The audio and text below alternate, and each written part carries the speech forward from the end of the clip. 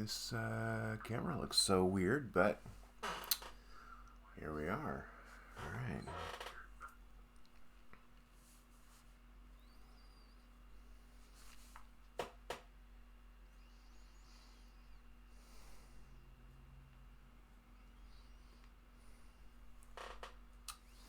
So, all right, we are streaming.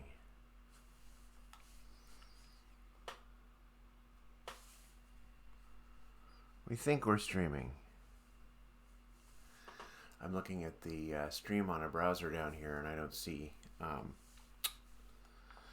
my video, so I have really no assurance that that this is working. So we'll see, huh? Let's try reloading.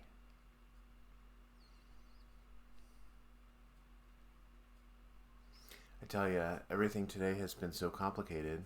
I'm running a hard drive test on my daily driver computer. So we'll see how that goes. So here's the idea that I have for today, other than the fact that my hair is completely messed up. First of all, I want to reiterate why we're here. Maybe you're working on a project. Maybe you've got some art that you're doing. Or maybe you're just chilling out and want some background noise. So this is like, let's hang out. And I'm going to draw, and you can draw or do whatever creative project you have. Or, you know, I don't know, maybe you're reorganizing your office or cleaning up the kitchen or just sitting next to a window.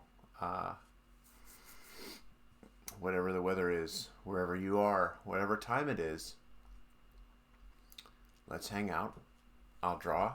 I'll talk about what I'm doing. Maybe I'll tell a couple of stories, and you do what you're doing, and we'll hang out until it's time to do the next thing. So today I have a couple of things I want to work on, and some of it is just drawing on this drawing table here, which you've seen me do before. And then some of it is stuff that I'm going to do on the computer, but not on the computer over there that's currently having its hard drive checked. I have a different computer that I would use, and I'm hoping to do a gray shading session today as well. So what that means is that I'm going to do this for a while, and then I'm either going to have the energy to go do that other thing, or I won't, and we'll just see what happens. So let me also just check one thing really quickly, because I'm actually going to need some reference.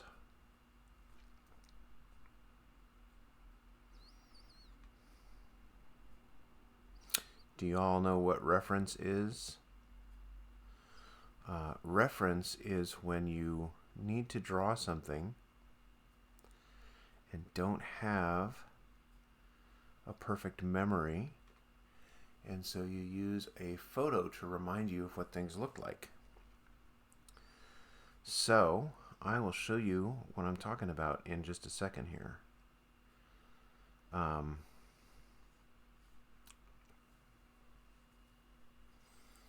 Let's switch camera angles so I can do that. Da-da-da. Perfecto. See? All right. So, let me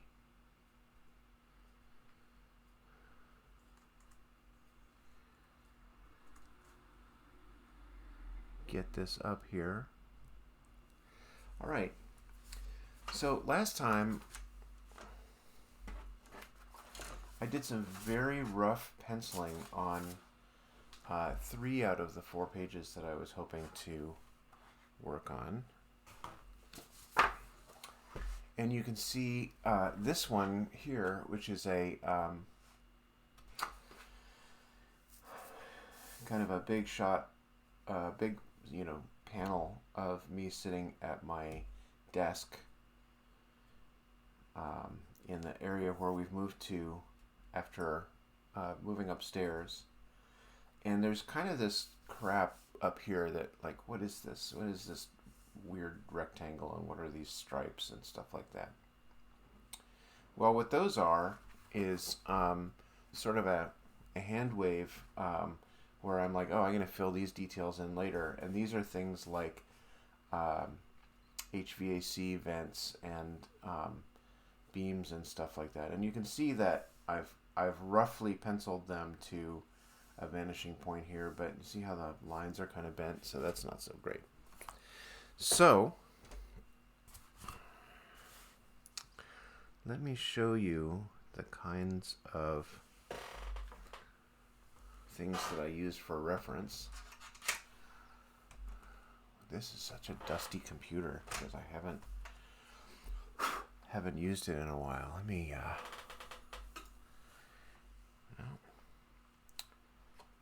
I can't really take care of that too easily, can I? If I don't have my desk brush. Where did that go? One moment.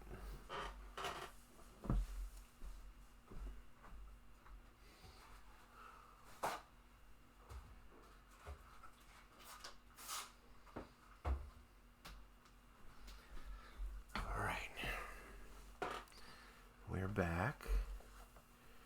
I didn't think about it. I wasn't planning to show this computer on screen during the stream, but here we are, right? This is what live means, folks. All right. So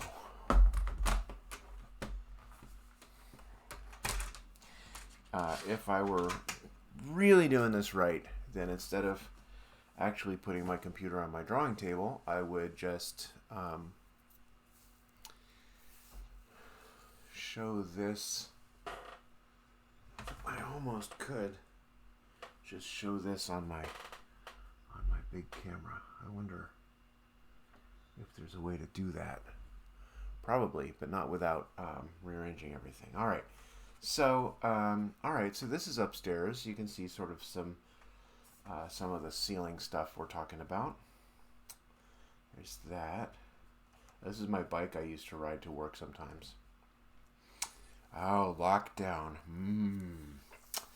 This sign becomes very important later in the story. The astute and loyal reader will have seen this staircase used in one page. Yeah. All right, that's closer. That's closer. Ah, there's me at my desk. So there's possibly an actual. This is Luna. Possibly you've seen this this page on my Patreon, right? There's possibly an actual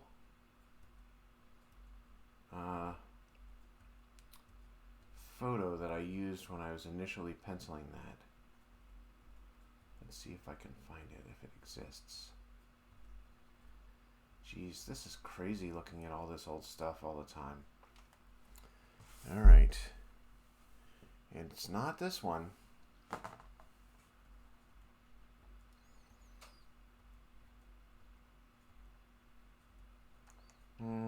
That's closer.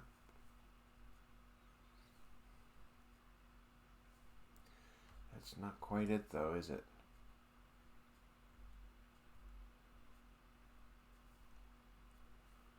So, I don't know. So we've come back around full circle. And I don't see what I am looking for, but I do see generally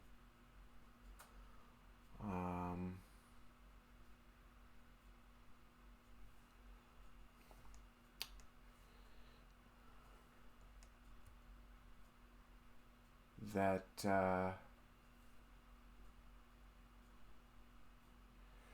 that there's this well, there's that. See, it could be, no, it's not that. See, I might just have to rethink this whole thing. I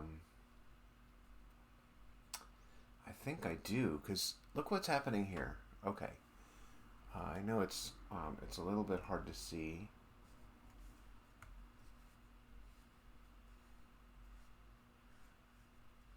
How do I make this even a little larger? There we go. Hey, that's nice. All right. So, there are these like cool vertical windows up above these beams in the ceiling here. Give a lot of light.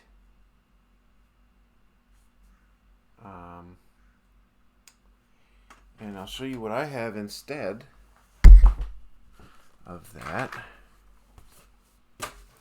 Is I kind of have, it's a little hard to see, but I think you can see it. I've got like some heating vents and a lower area of ceiling here, and then this is what's complicated, is actually there were two places upstairs that I sat. And I'm kind of condensing them into one because it doesn't make a difference to the plot. So I don't know, I have to think about it, but if I'm gonna have these windows over here, I know which seat that is, and I gotta do the vertical windows above the ceiling beams thing.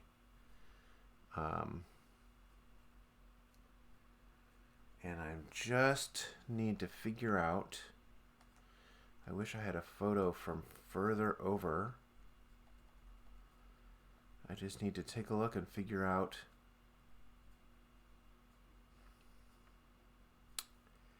yeah, alright, well,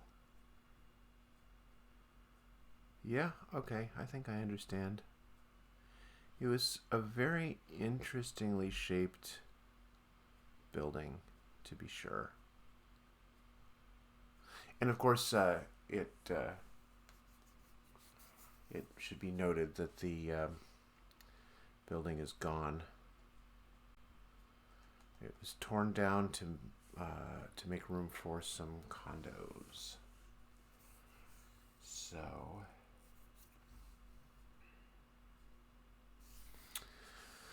So this is the kind of thing that I have to think about as I start drawing a big panel like this.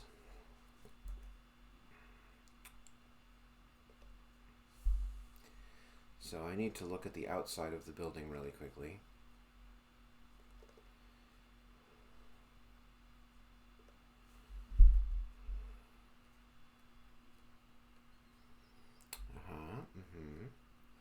Yeah, I like what you've done here. I hope I can get exactly the angle that I want. See, I can't even go over there. Oh, shoot. Yeah, I don't know if I'm going to get the information that I need here, actually. Fortunately, I can just make it up. But unfortunately,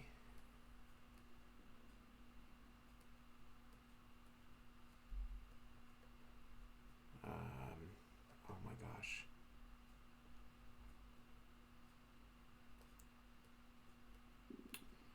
I have to make it up in a way that makes some sense, right? Hey, this is what I'm looking for. No, it's not. But that is, yes. Okay, okay. Okay, I understand now. I understand.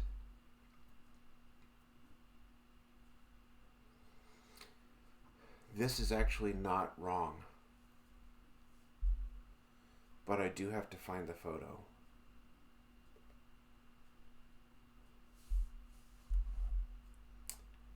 Because it's a... I found it. I found it. Here it is. Okay.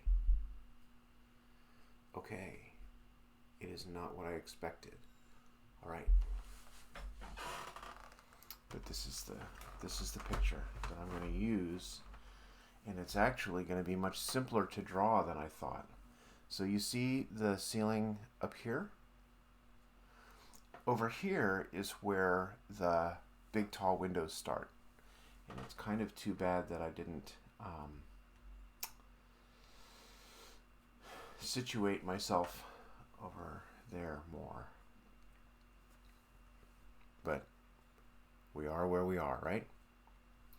And then this ceiling is actually nice and flat and easy to draw, and these things are pretty easy, and this is all easy. And then here are the windows over here, and let's look at how it looks over here.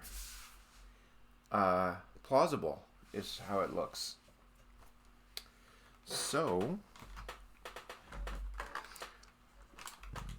let's begin.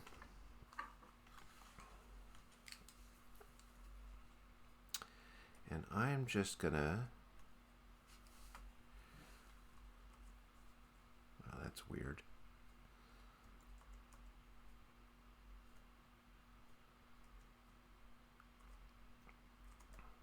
All right.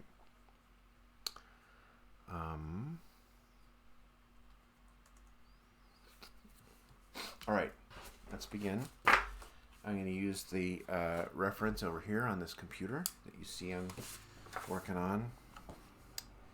And so let's start the way we always do. I got to tape this down a little bit. I honestly think that, geez Louise, my dots got so far away.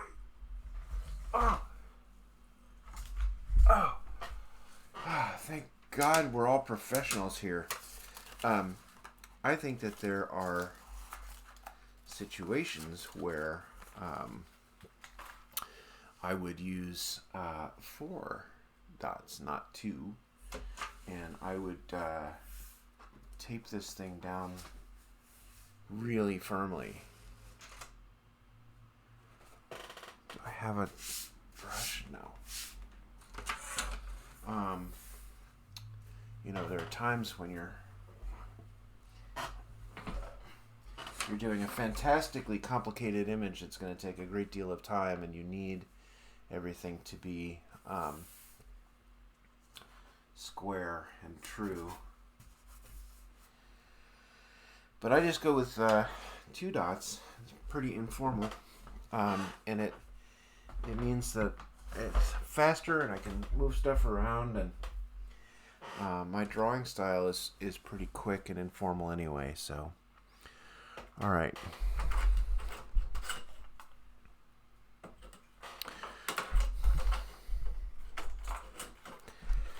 I wonder if I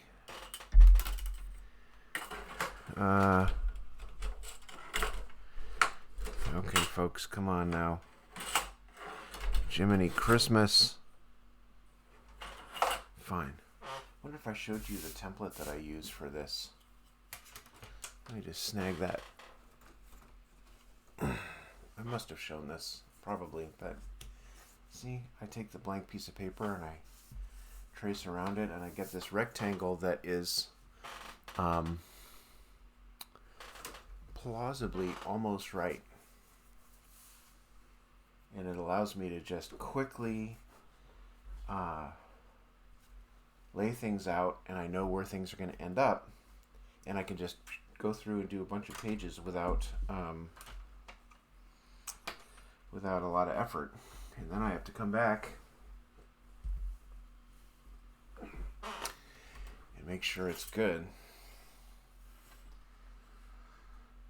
So now, why am I measuring from 1 instead of from 0?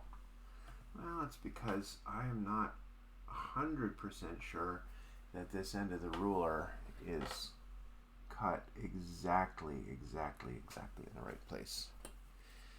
But I'm pretty sure that an inch is an inch. So,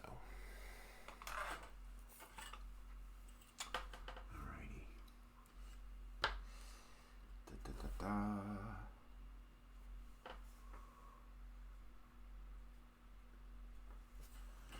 All right.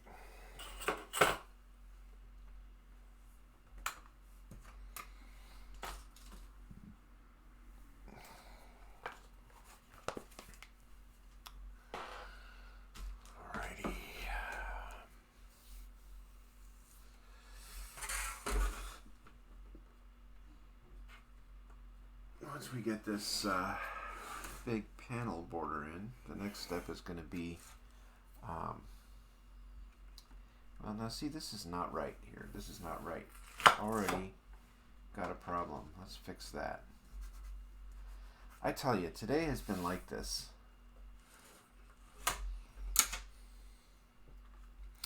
With the hard drive problem, which looks like the scan is still going okay. And I ordered a new hard drive, but it's delayed. So I canceled it and ordered another one.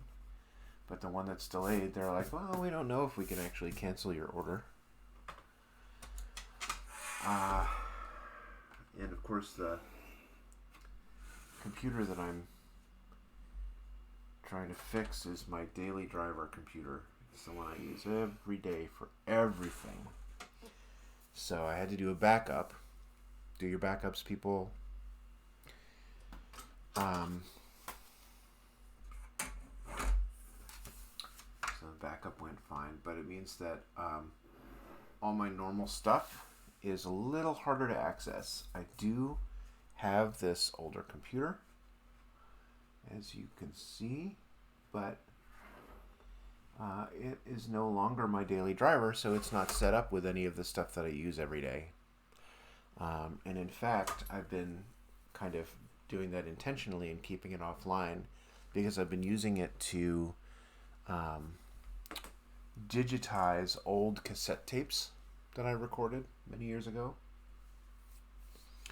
And the last thing I want is a notification from some like Facebook message or Slack or Skype or any of the numerous other things that bother us every day. All right, so back on track. See, this is better. See, that's kind of square enough. So while we're doing this, I'd be interested to know what you are working on while we're hanging out together. Are you an artist? Are you a poet?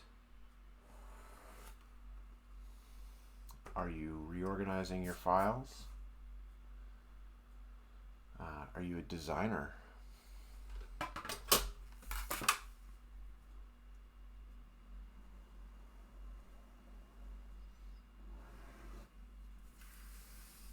Are you doing nothing?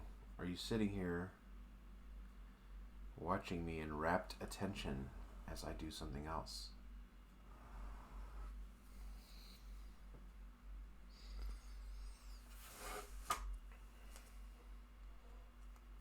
Let me know in the chat. All right. So now what we need to do, I'm looking at the picture here.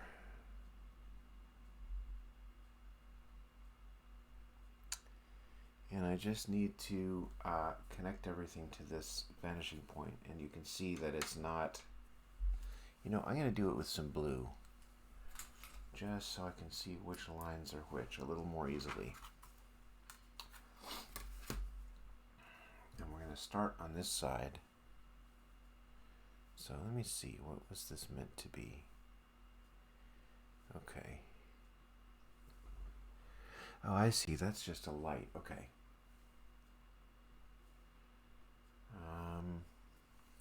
So that is that. I see. That's one of the interesting questions and problems with any of this stuff is how to make it make sense. And I always wonder about that. And what I mean is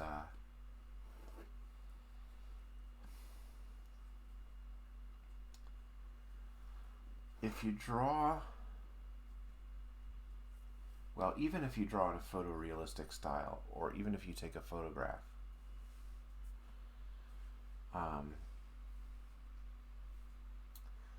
the viewer can't move around in that space bear with me. This sounds lofty, but I'm going to bring it back to earth pretty quickly here. Like, have you ever been just in some random place? You're in your kitchen at night, you're grabbing a glass of water or whatever you have in your kitchen, and then there's like a weird shadow, and you look at it and you're like, what? I don't even know what that is. And then you look at it again and it's just like a coat that you put on the back of a chair or something like that. It's something totally normal. Well,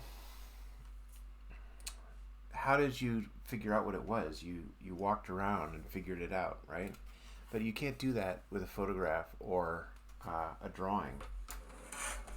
So if you're trying to do a drawing like this that is supposed to be unambiguous and representational and show people what's going on, which by the way should not always be the goal, but what I'm trying to do is I'm trying to show you some things, some events that are happening with some characters, and I want you to understand it, because I'm not using ambiguity as part of the experience, right? So there are certain kinds of things, like people's faces, that are very easy to recognize. Humans love recognizing faces, including recognizing faces that aren't really faces. Things that look like faces, right? So that's easy. But then you get something like this situation over here, okay? Which is that this is a fluorescent light fixture. This is the top of this ceiling. So this edge goes like this. And above this is space with a lot of light. And I don't think you have to understand that to understand this page, because you can see that there are people here down sitting at desks and doing stuff, right? But my fear is always that someone's going to come to this page and go, I have no idea what's happening over here. So what I might need to do is, in the graying phase, which I love, do kind of what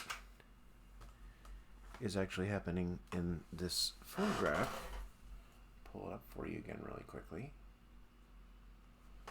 Which is that, see, the ceiling is dark, but then up here is light, and then the window is light. So, but if I make everything too gray, that's not good either, because it makes it look like I'm trying to do like a doom and gloom of the workplace. And actually,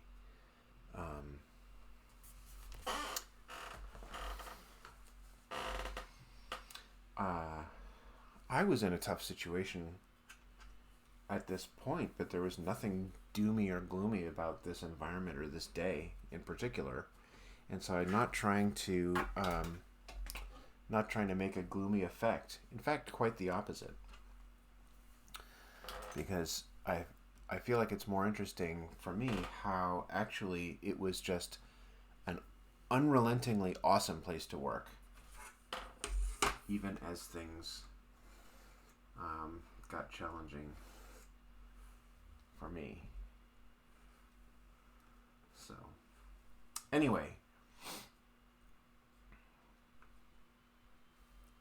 I said all that stuff about making images unambiguous and easy to understand, partly because I've got this light fixture here that just like, it's just in a weird spot. It's gonna be a little hard for the eye to figure out, maybe. I don't know. It doesn't matter. Everything is going to be fine. It's just comics, folks. just comics.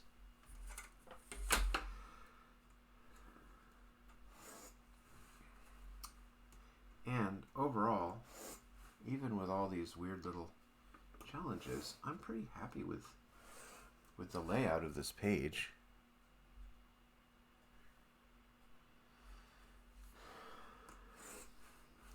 Now, why am I making all these lines straight, vertical, and horizontal instead of doing some kind of dramatic angles? Well,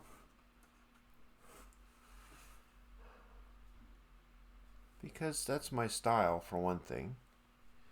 And I kind of don't use dramatic angles unless I have, like,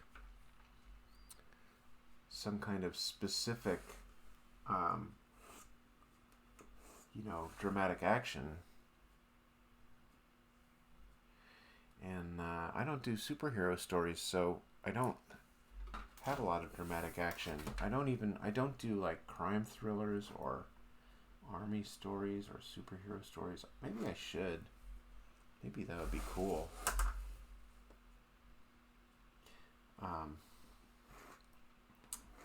I was talking to Mel about this. You remember Mel?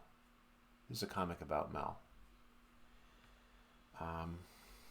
And I said, I don't know, sometimes I feel a little bit, weird that I don't do these kinds of stories. And she said, no, I like that about your work. I like that you're not doing superheroes and people running around smashing things and whatever, that you're making these quiet observations about the world. And that made me feel good. I hope she's right. She's right about a lot of stuff, so I have to assume that she's right about that. All right. Enough of that. Okay.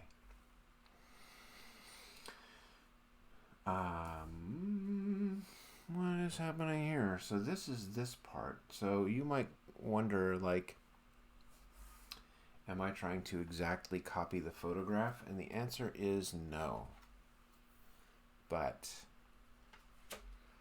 I do want this space to look realistic, and so I want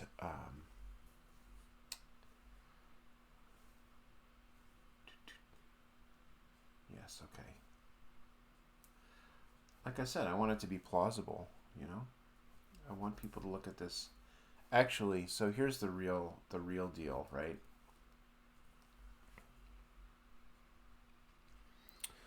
I want people who were here at this time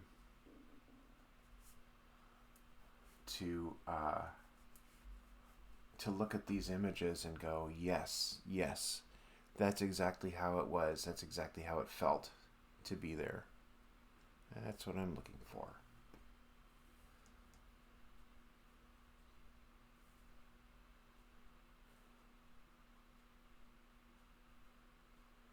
I'm going to lie a little bit here. Well, am I? I guess not. I guess I could do this here. All right, that's fine. So this goes here, and this goes here, this goes here. And even Robert Crumb would say, in terms of reference, no one has time to memorize all of the, like, telephone wires and power lines and poles and infrastructure,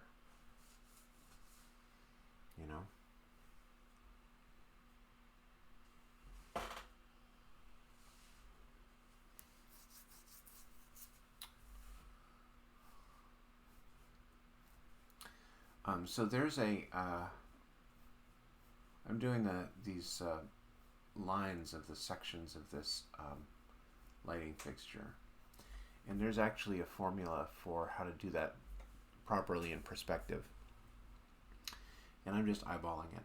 I'm ignoring the formula. Same thing for here.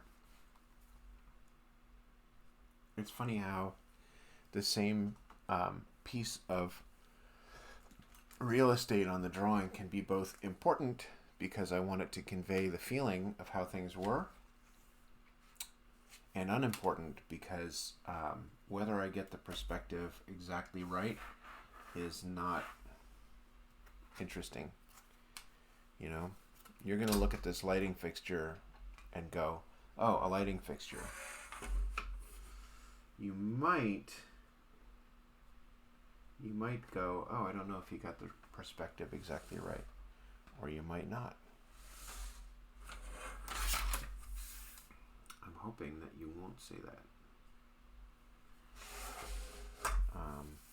I'm about to potentially screw everything up though, so bear with me.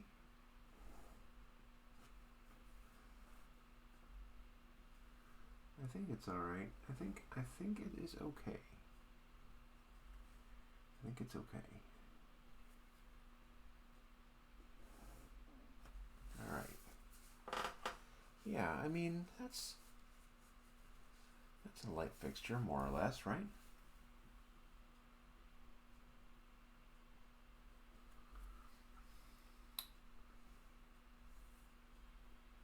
Okay, see, now that's somewhat screwed up. That's kind of awesome.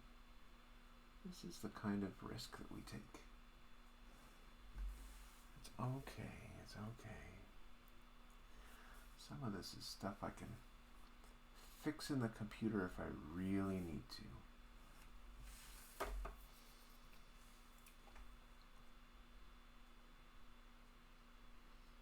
It is amazing the line as it fades out on the texture of the paper, how blobby that looks on the computer when you blow it up.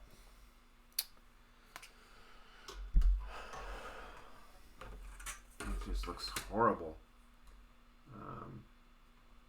But then when you shrink it back down and print it and so forth, I feel like it looks alright. So I'm going to do this thing of like drawing the lines kind of less and less as I go here, so I can sort of fade them out.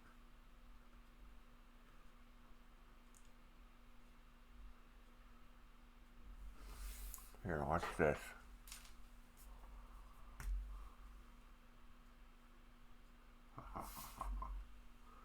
Yeah.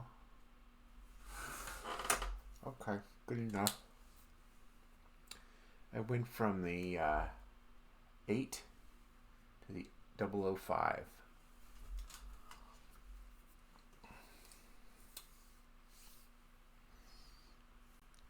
Okay. And this actually might be, well, okay, we're doing it. We're going to move this line ever so slightly. And look at that. I don't know which one to go to. Okay, I gotta go to this one, I guess. Alright. See, I can create a little bit of depth by not connecting those lines.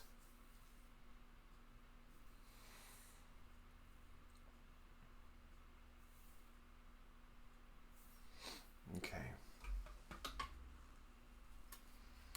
And then this goes up like that. So that's how we can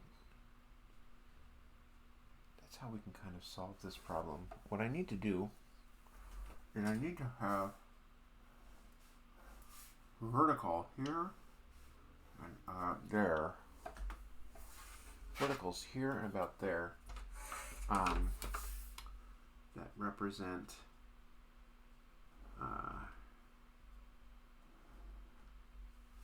panes of glass, or the support between panes of glass. There. See? There's the space I was looking for. Much better. And then what happens with this?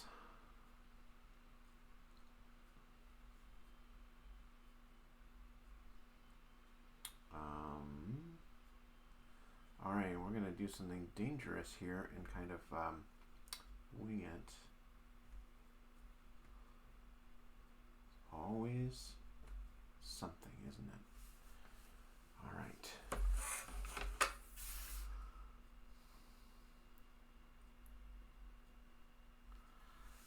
I don't know if I got room for this line to look like that.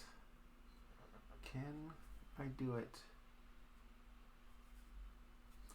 Can I do it? Can I just start here? Yes, I can. Okay. I mean, this is just insane.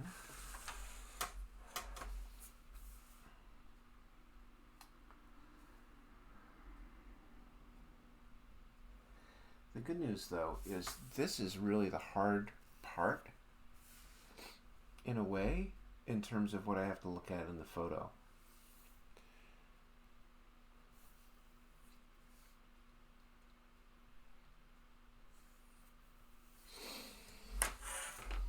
And the rest of it is all stuff I can kind of is penciled more in a more detailed way already. So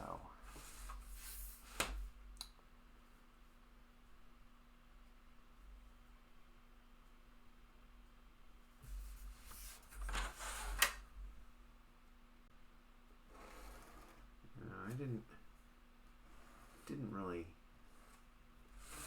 get this line to meet where I wanted it to. So this is something.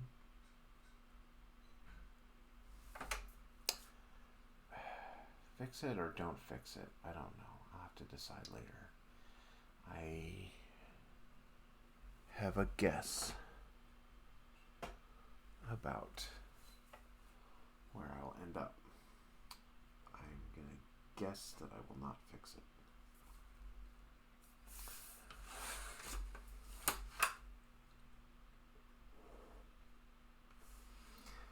So, all right.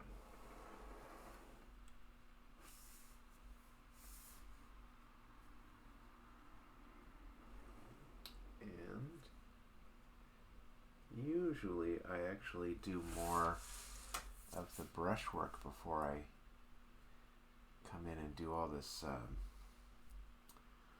micron work here, you know what I mean? But I just wanted to get the ceiling laid down a little bit, and I think it's been a good decision so far.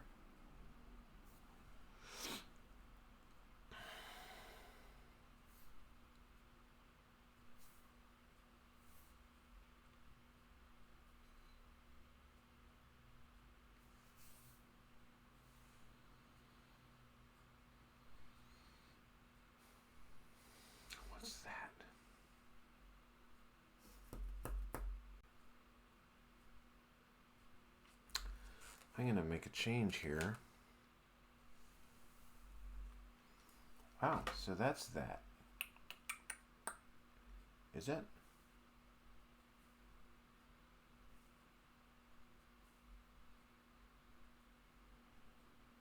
No.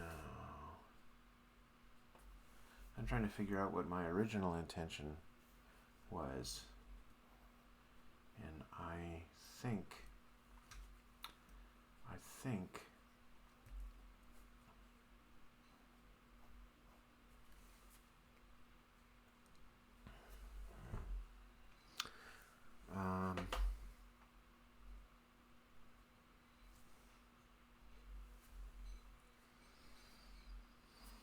all right, yeah, okay. So I think that okay, I think I got it. I think that this is where the shade is in my previous mind, which means that this has to look like this.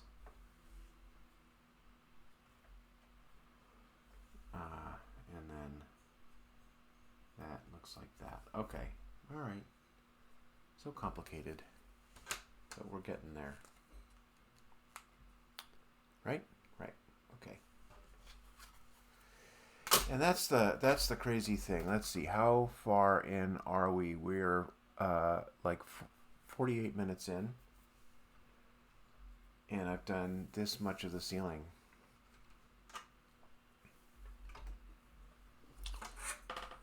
That's a lot of work just for a ceiling. It's always interesting. I don't know why I draw comics. It seems like the return on investment is crazy low if you think about it. I'm going to just fake this. I mean, I spend 45 minutes drawing a ceiling that's not even the most important or interesting thing in the panel. And this panel has no words. So here's how long people are going to look at the panel. 2 seconds. Maybe.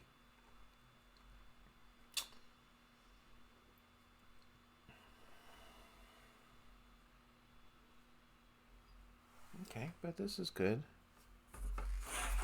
This is good. This is fine.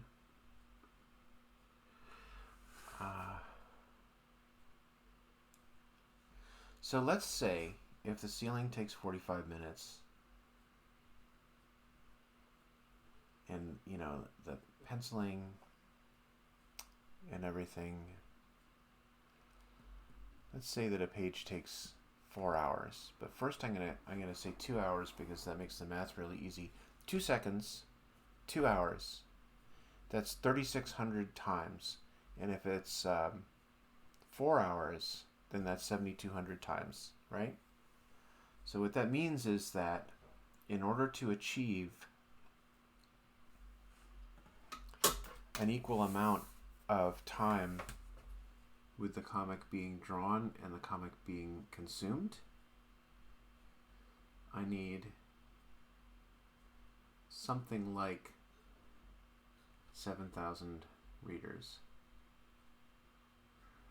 So get on it. Tell your friends. Force your employees. I'm just kidding. All right.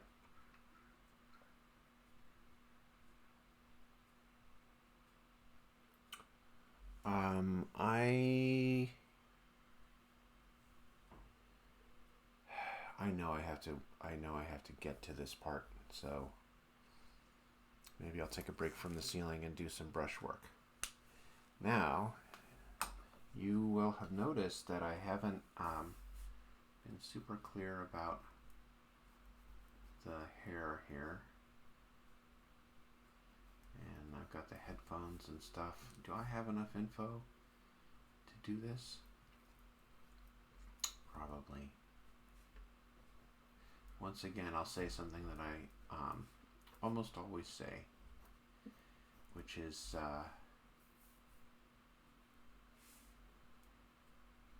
if I were... Let me make sure I've got the collared shirt in the subsequent pages. Yes, I do. If I were inking this or if I were penciling this for someone else to ink, then I would provide a lot more detail in the penciling. I'd be a lot more specific. But since it's me, I can make changes anyway, right?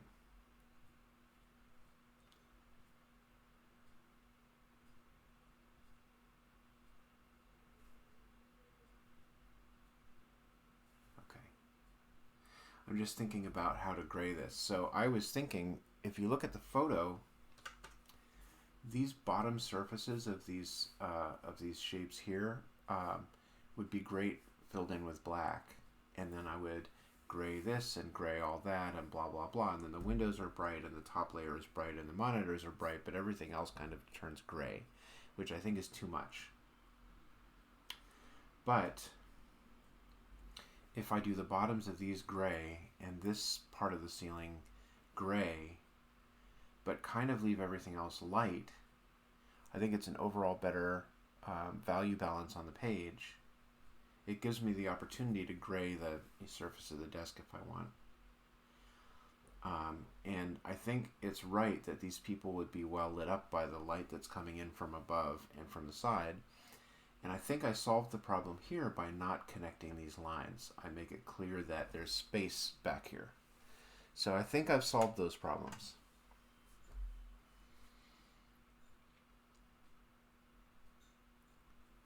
Is what I'm trying to say. So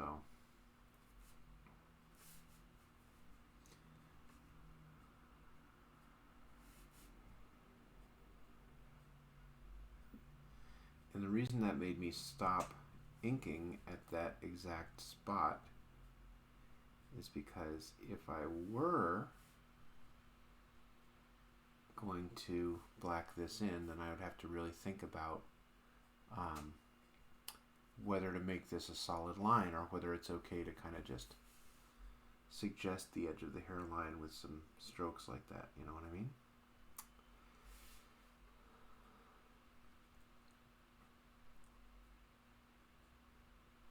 So I had to think about that. Okay. Molto bene.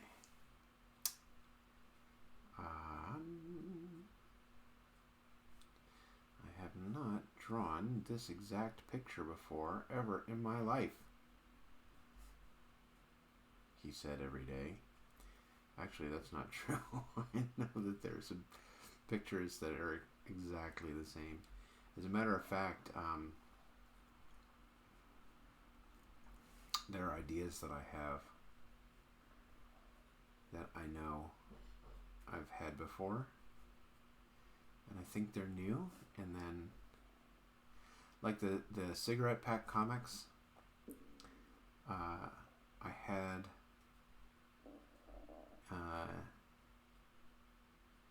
I guess in 2009, 2010, I think 2010 is when it came out, and I was like, oh, this is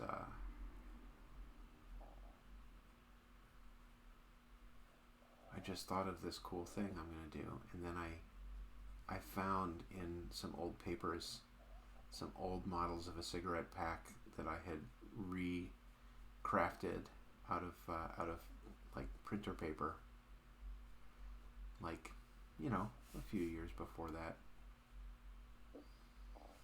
So when people say there's nothing new under the sun, check yourself too. Okay.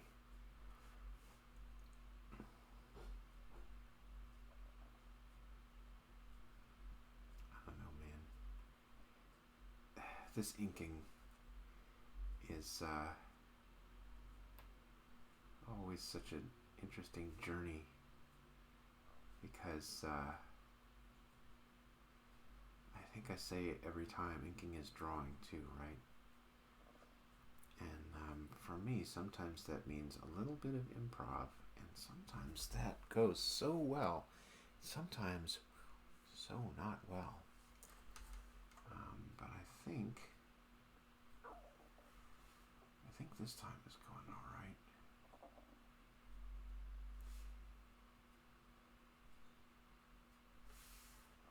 I'm just trying to think like a comic book artist. I got inspired by somebody online had shared some drawings by somebody, I don't even know who, just somebody awesome. Just think of your favorite comic book artist, whether it's like a Jack Kirby or Adrian Tomine or Charles Schultz, anybody. Just think of your favorite, right? And someone had shared their work, and there were two things that struck me about it. One is the intentionality and precision of every freaking stroke. All the brush work, all the line work. And two is the mistakes. And when I see that, it just inspires me to, well, I was going to say it inspires me to go out and try to do stuff that's more intentional, but I guess what it should inspire me to do is go out and make mistakes, because if you're not making mistakes, then you're not growing, right? But it's scary because I look at my own drawings and all I see are the mistakes. I don't always see the growth.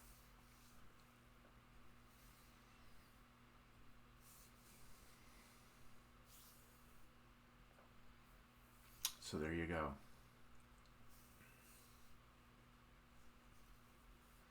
All right. So philosophical.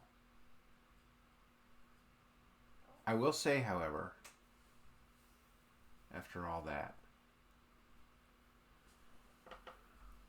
I don't like drawing a character from the back or from any back angle, because I feel like it's very difficult to do.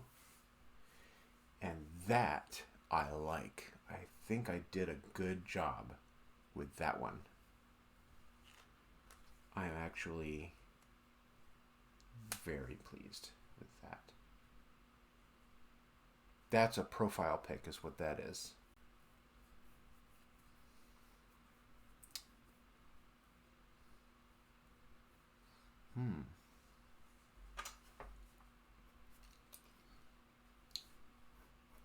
Low key, actually.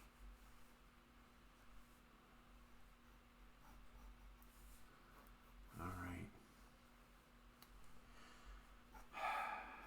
I was going to say one of the things I didn't anticipate about drawing this comic, but it is actually one of the things I did anticipate, is how many times I would have to draw the back of an Aeron chair.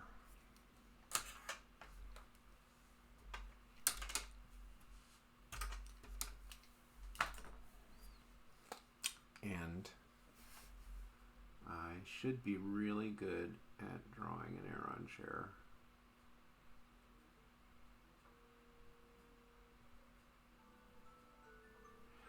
So one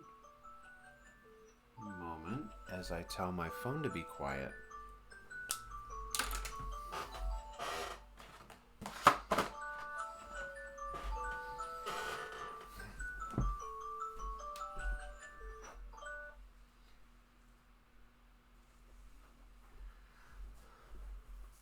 Okay, phone will now be quiet, and I snuck a peek at the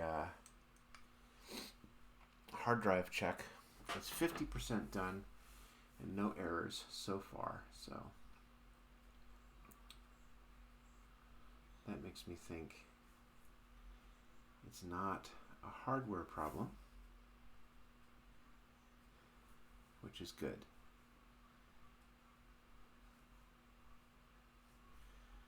I feel like it would be interesting for me to show you more about my philosophy of drawing wrinkles in cloth here.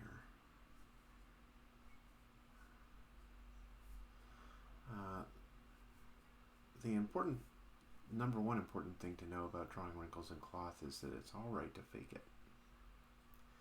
The number two thing is it's even better to get it right. And the number three thing is I think every drawing of wrinkles in cloth is some combination of those two things, faking it and getting it right.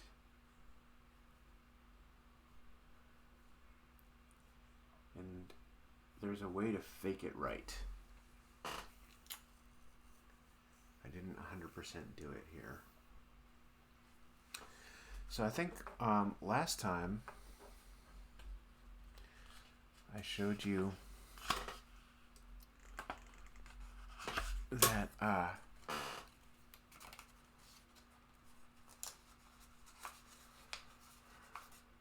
every wrinkle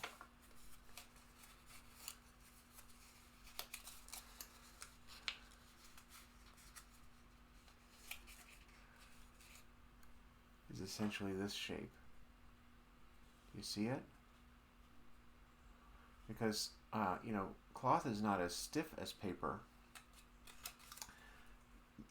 but like paper, unless you're talking about like a stretchy double knit maroon sofa, cloth doesn't want to stretch or bend too much, right? And so you have to have a way of having a shape that doesn't force the material to change its actual shape while creating the wrinkle. And what I was talking about last time, but didn't really finish explaining, is that you can combine these shapes, and what that means is, see, look at that, you can have two wrinkles like that meet there. You see? But every wrinkle has this element to it. And you can think of it, the ridges form this Y shape. So you can see one right there that I did. Overall, I'm not really faking it right, but I put this one in there and you can just sort of see, and it makes the rest of it look okay. So there you go. Faking it right.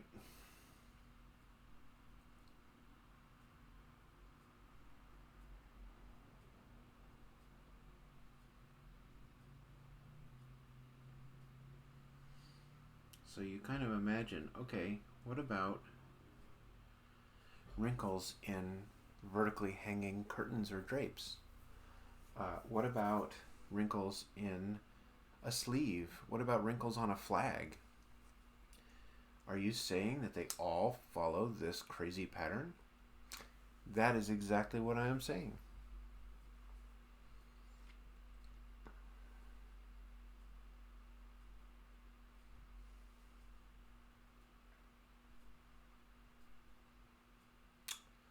All right, sorry. I was thinking about whether I want to darken this part of the chair, and I think I don't, because if I do, and then I don't have this sufficiently dark, it makes this look lighter than it should be. So, okay. Now, at this point,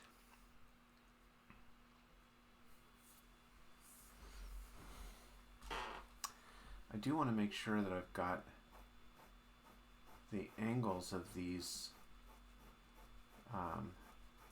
lines, kind of added in here, so I get that roughly okay. But at this point, it makes sense to kind of line in this stuff that's in front of these background people so that none of it gets missed. What is that? I'm going to say that this is somebody's, like, water bottle type of a thing.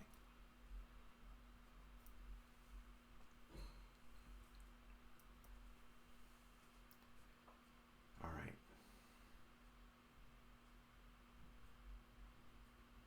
I'm sorry, I think this picture is one of the best things I've drawn in this whole story.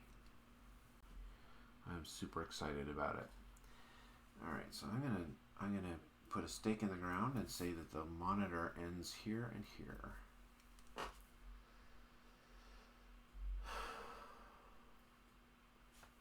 And I've already got these lines here, which I guess I need to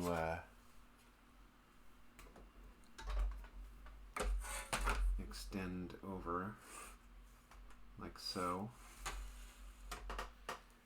And we're ready to go. Yeah. Come on.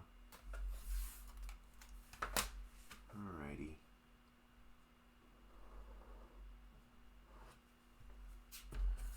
Nice. Look at the size of the bezel on this thing. So early 2000s.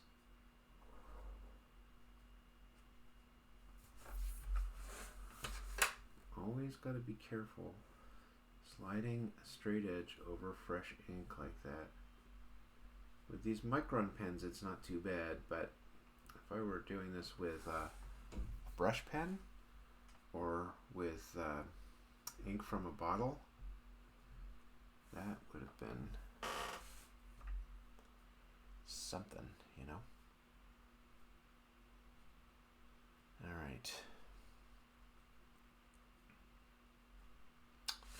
Now this laptop, see, these lines are not straight horizontal because there's some perspective there. And I am not going to do the perspective mathematically correctly. But I do need to fake it plausibly. There's not a lot of perspective to it, you know, but just a little bit. Just a little. What's going on here? So this is probably the bezel for this. Maybe not. Maybe it's like this. Okay, let's try it. You can sometimes kind of fake perspective by de-blurring your eyes just a little bit and trying to imagine yourself in the scene and see how things look. But man, that is an unreliable way to do it.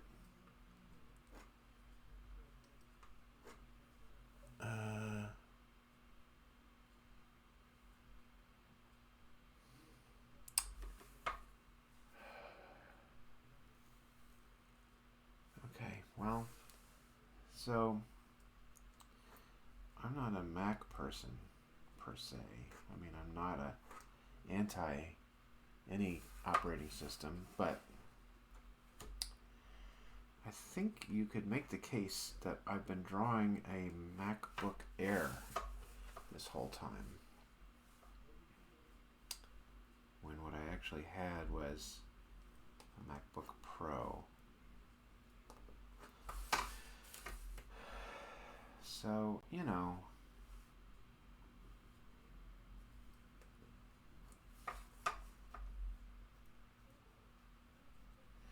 as long as it registers the same from page to page for you, the reader, it's really, you know, most of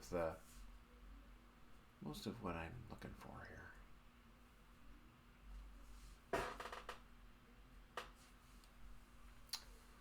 Welcome to the chat twirly vibe.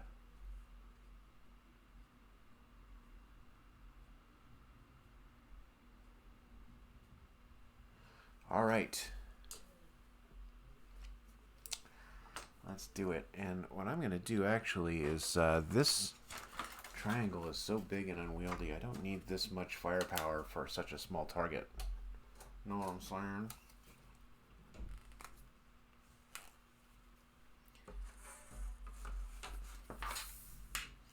I don't know why I'm bringing my straight edge up. I don't need it for this, right? Okay. Yeah, fine. Phooey. Alright, well. Yeah.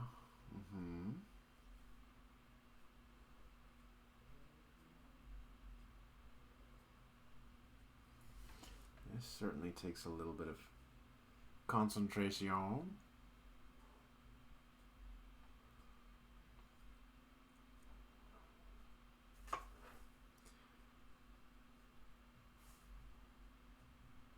I always end up thinking about the same things. How much it matters where lines meet.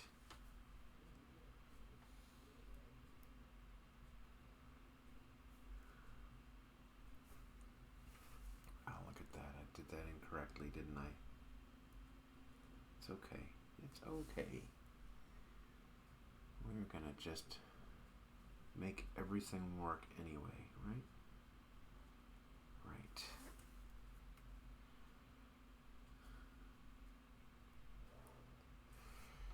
And so much of this is stuff I can fix later on if I need to. And I can make a decision later on about whether I need to. Look at the page and kind of say, maybe that's okay as it is, you know? I think that's the finest laptop I've drawn in this whole comic also. This is going to make me go back and fix some of the other ones.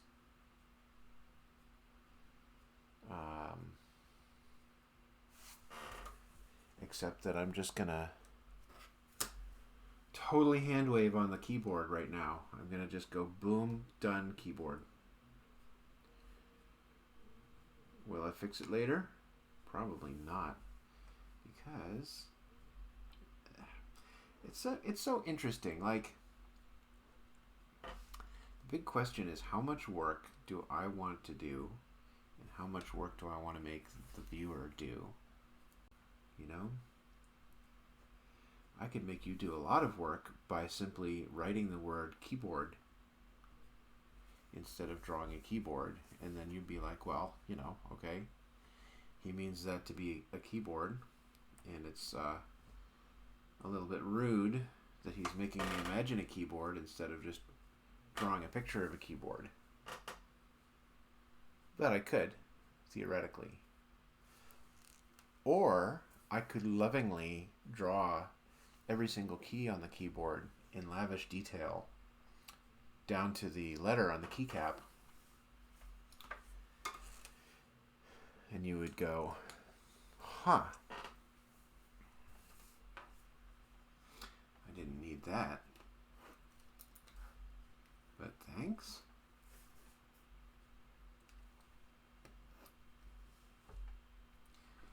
And every drawing by everyone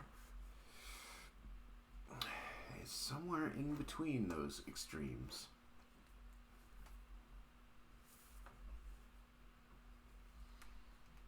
And Scott McCloud covers this actually in his book. Well, as if he only has one book. In one of his books.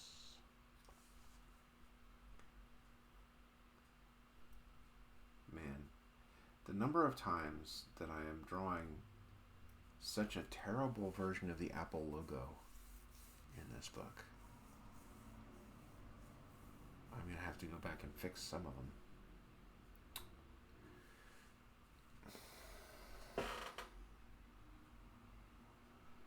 Okay.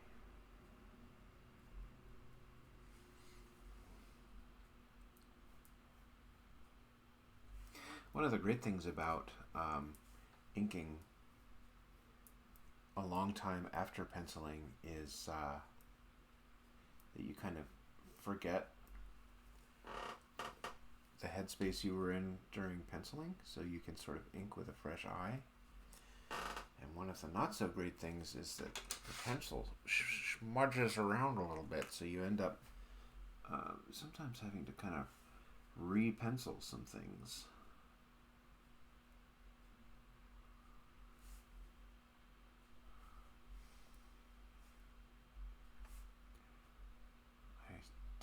I know I said this before, I do wish I had swiped one of these blue mugs. Although it's been so long, what kind of shape would it be in today anyway, right?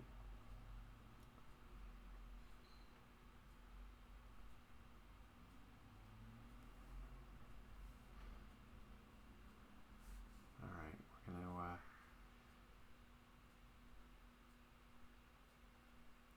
oh, this isn't a mouse. This is my Palm phone. So I can kind of indicate that. And maybe a shadow here, like that. This was almost a great phone. It was so almost a great phone.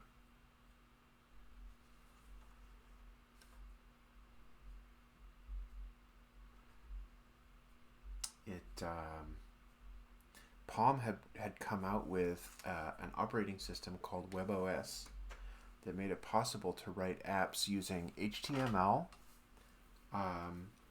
JavaScript, and database connection. And they made it all so easy. They made it so easy, in fact, that I was thinking about maybe trying to write a phone app. And the only reason the phone was not an awesome phone was that it was the first phone that came out based on this operating system, which was called WebOS.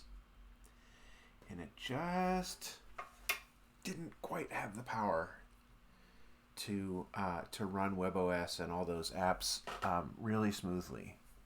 But it was almost there. And if they had come out with a second version of the phone, I believe it would have been great. But it was not to be, so.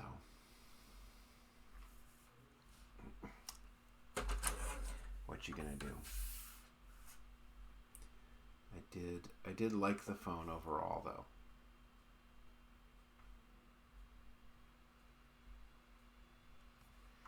I still have I copied the ringtone, so I can still use the ringtone on my Android phone.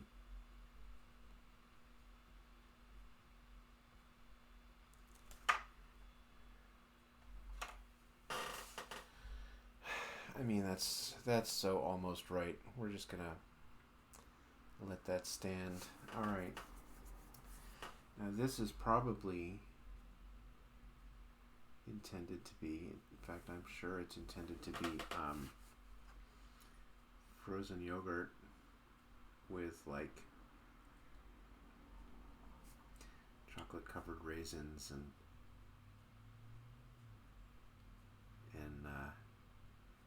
M&Ms and things in it. I mean, it doesn't really matter. I mean, if you ever look at food drawings in comics, they're usually very ridiculous. There's usually some beige squiggles, you know?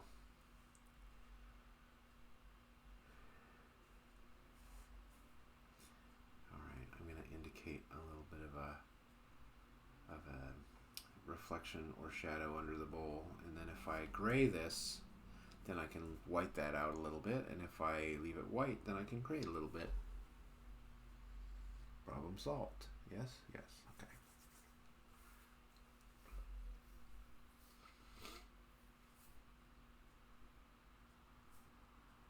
I always come into these sessions thinking that I'm going to get like 10 pages done. Isn't that funny?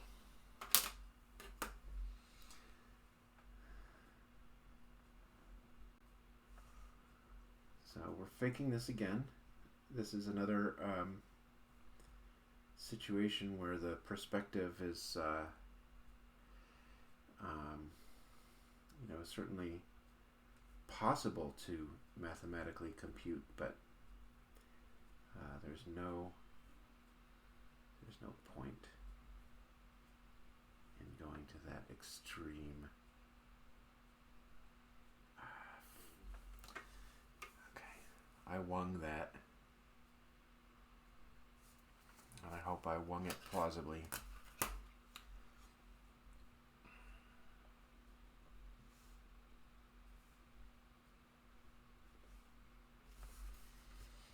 We shall see, huh?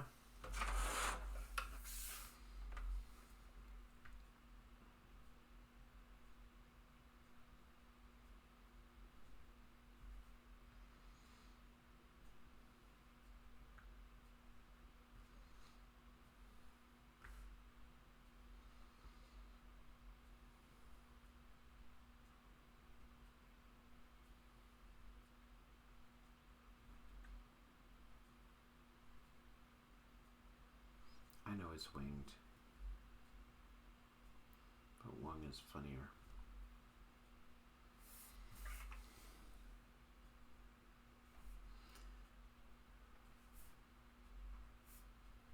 Alrighty, okay.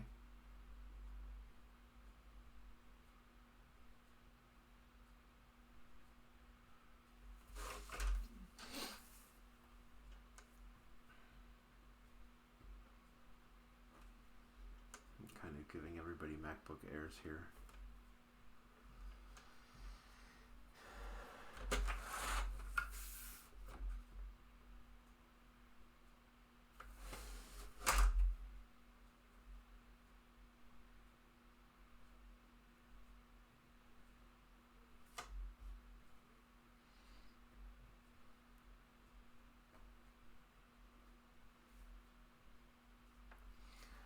I mean, just don't look too closely, for heaven's sakes. You know?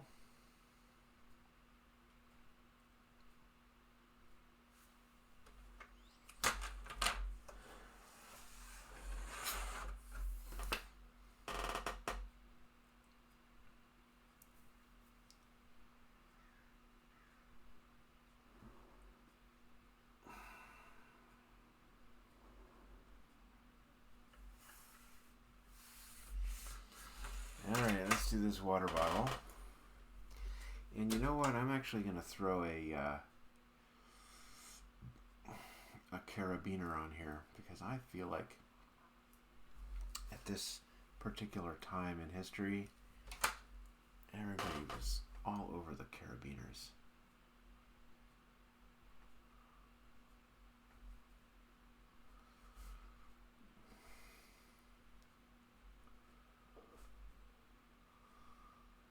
Big carabiner time in water bottle history. Fine.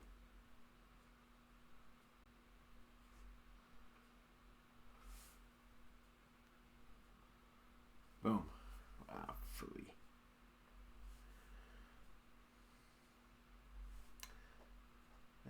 That's worth fixing, just I think. All right.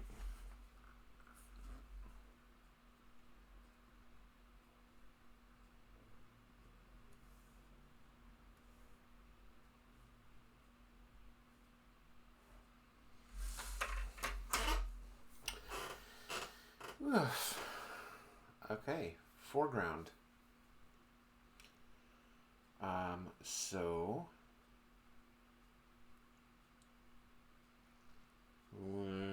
yes, we're going to I think make the desktop black. Boom. Maybe. I don't know. I don't know.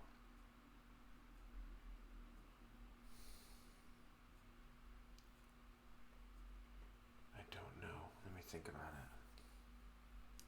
it. Whoops. Yeah. So the other. Let's.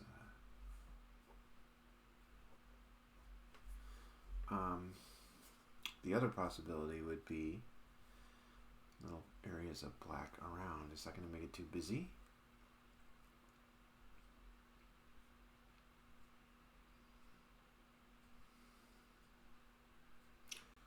This, probably. So, like I was thinking before. Yeah, okay.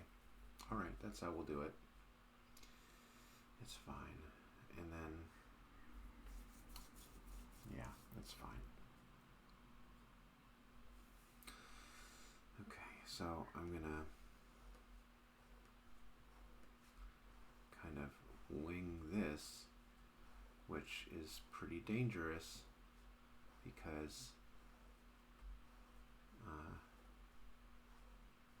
you know, I'm out on a limb eyeballing everything, right? But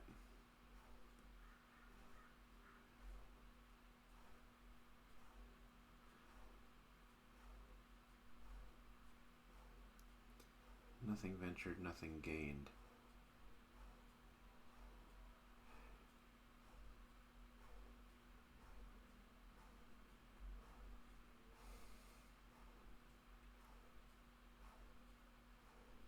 And it's fine because I'm going to do the cross hatching to give it more texture. And that'll fool the eye enough, I think.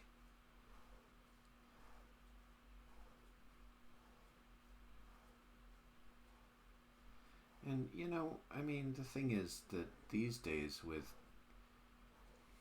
computers especially, but even before with white paint and so forth,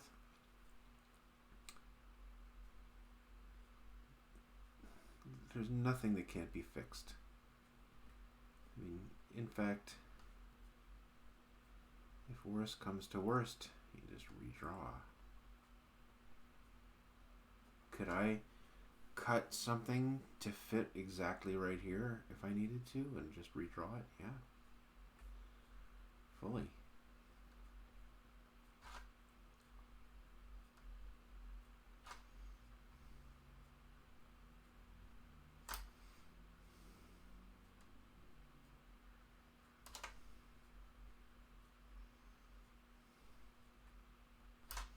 This is going to be a while. So I hope you've got something interesting to work on yourself over on your end. Ah, yes. Hello, Pachinko fan. Yes, I was talking about the old Palm Pre. Pachinko fan has been aware of my work since the old Palm days, back when my work used to appear on the Palm, and Pachinko fan actually gave me some assistance with that, converted some files for me. So, a tip of the hat to you, sir.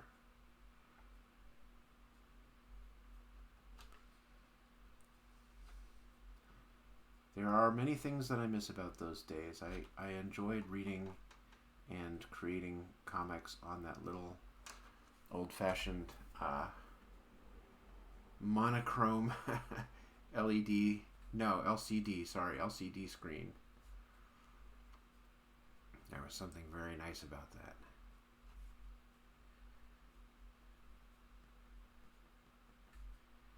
Gosh.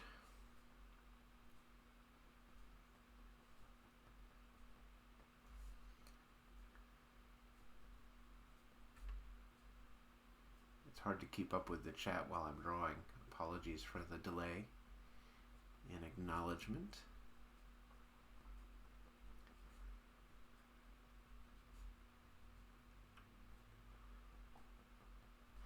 You know, I do feel like I'm this panel is going, this big giant panel is going remarkably well, which is a relief because I had some early concerns about it. And how long have we been up to it?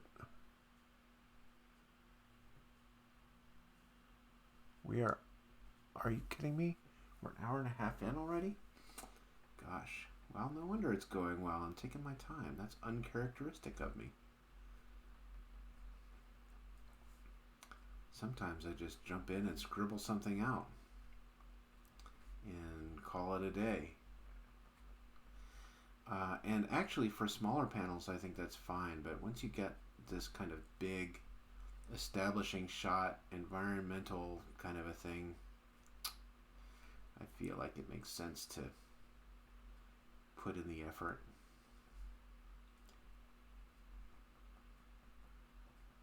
Put in that 7200X.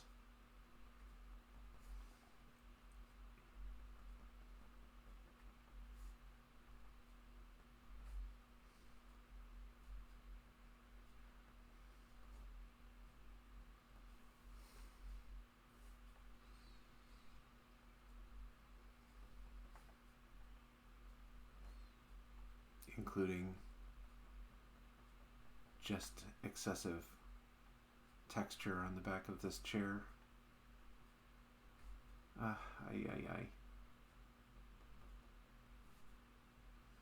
But it's been quite a few days since I was since I had the time to really just sit and focus on a drawing like this. So as much as my hand is starting to hurt a little bit from this cross-hatching, I'm actually very, very grateful for this opportunity. A tip of the hat to Mel, who is off screen in a different room, but is very supportive of this artistic pursuit.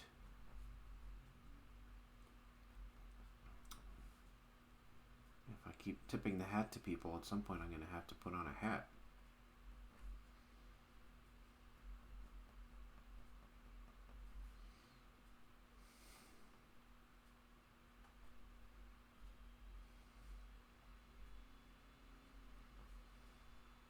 So even with this cross-hatching, which seems like it would be just repetitive, there are all these tiny little decisions to make. It's so interesting. Like I kind of have arranged these lines in pairs, and some of the pairs are closer together than others, and there's a lot of sort of unevenness and irregularity. And so as I crosshatch across a pair of lines to create these little ribs for the back of the chair, I'm thinking about not just creating a texture of the ribbed fabric of the chair, but also thinking about how I'm filling the space with the cross hatching so that the texture is somewhat even. And faithfulness to a particular pair of lines is not important. Faithfulness to the overall effect is important. So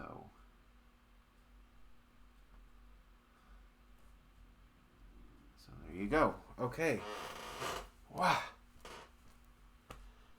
Okay.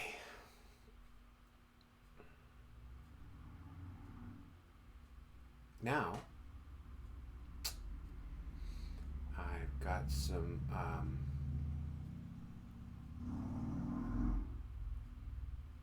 people to draw.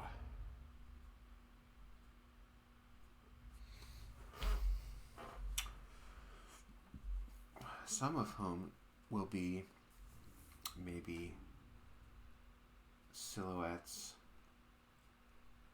I don't know. I'm trying to think about how this, how my black areas are going to set up the space.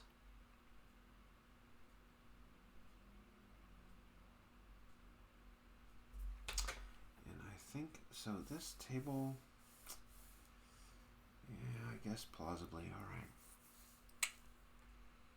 Yeah, so I think I'm not going to do any more big black areas other than this back of the chair. Maybe.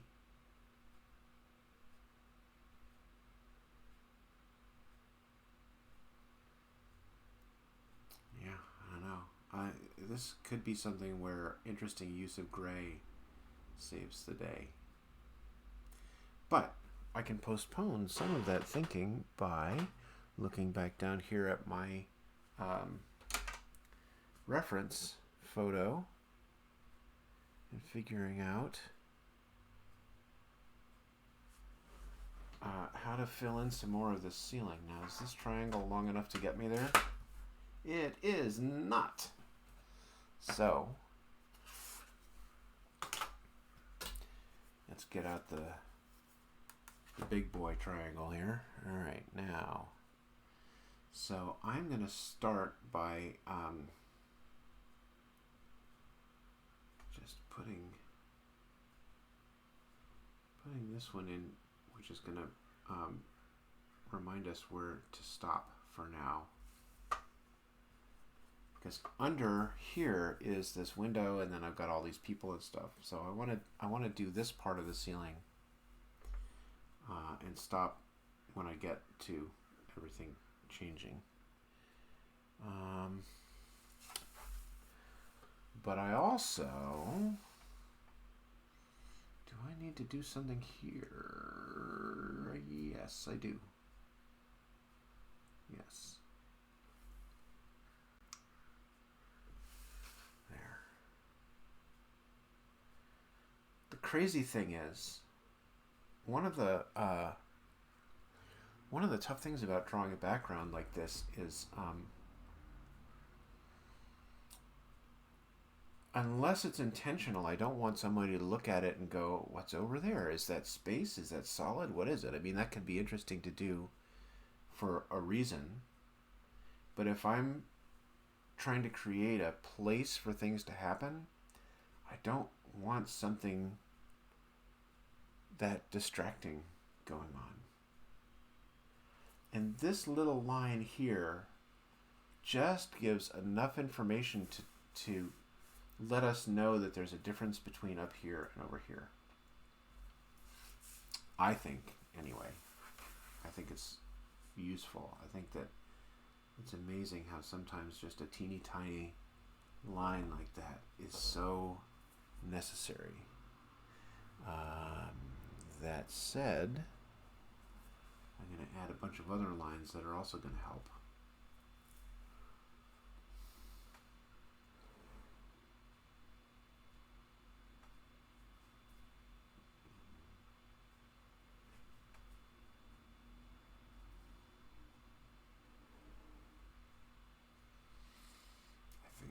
I think they'll help.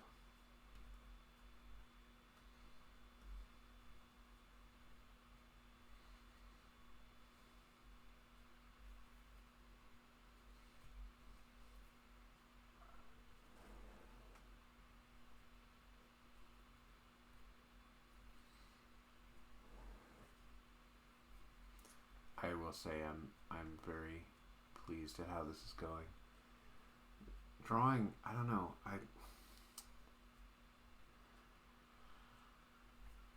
I wonder for the greats, the people who are household names. I wonder if they have these good days and bad days like this, where they sometimes feel invincible and other times just feel like the pen is against them. And I'm definitely having an invincible day today. And I do always try to remember that that day that my father and I went to the M.C. Escher exhibit in town. They had an exhibit of his work at the local art museum. And gosh, it seems like Escher was not very good at drawing folds in cloth, despite his absolutely titanic, gargantuan talent and body of work. See, that's a big mistake that I just made. That's big. Fixable. But annoying.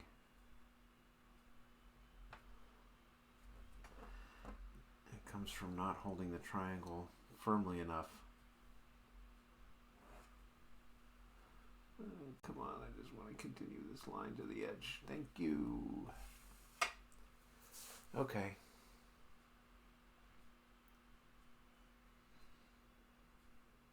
Okay.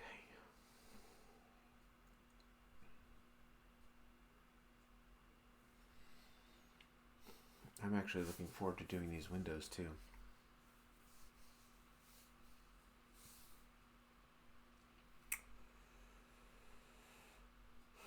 Alright, what do I have here? The ceiling tile layout is more or less square. And each of these light fixtures takes up 2 squares. And I feel like I do want to actually kind of suggest that.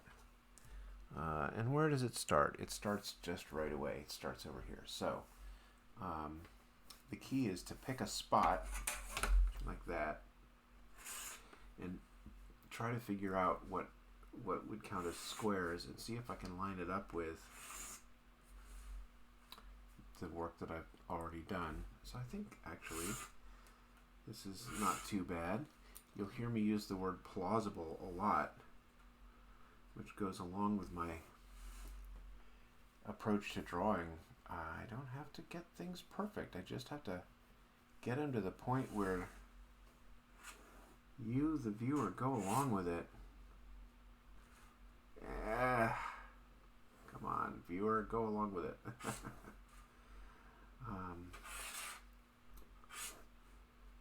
It's got to be plausible. It's got to be like, yeah, ceilings look like that. Yeah. All right. Cool.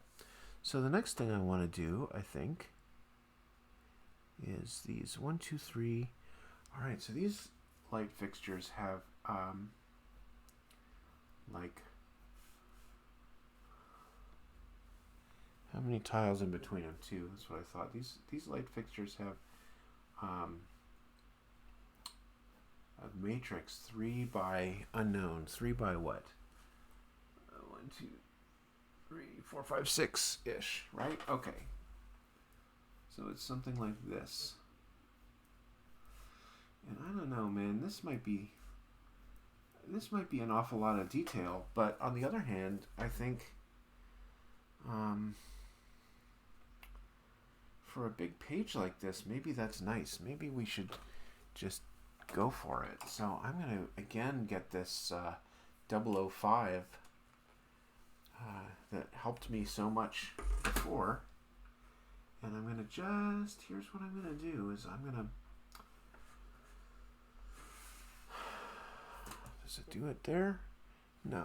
Perfect. So I'm going to come in and just do little lines here and not connect them to the edges to indicate, I don't know, something.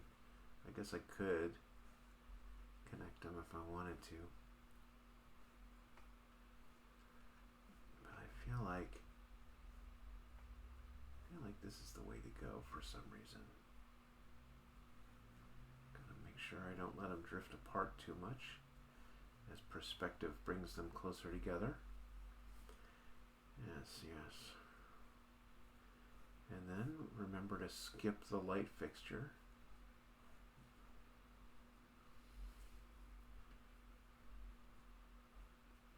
And then as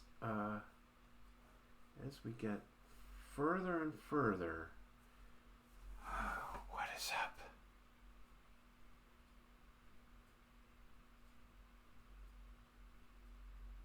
Okay, that was the wrong line.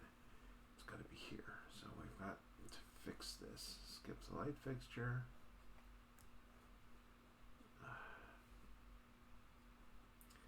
As we get further and further, come on. Alright, so I'm starting to get a little bit distracted. I gotta refocus. As we get further and further, as I was saying, we can stop doing double lines at some point and do single lines. But for now, alright, let's just note. So the interesting thing about this mark that I'm making through these lines is that it actually does two different things. Not only does it show me where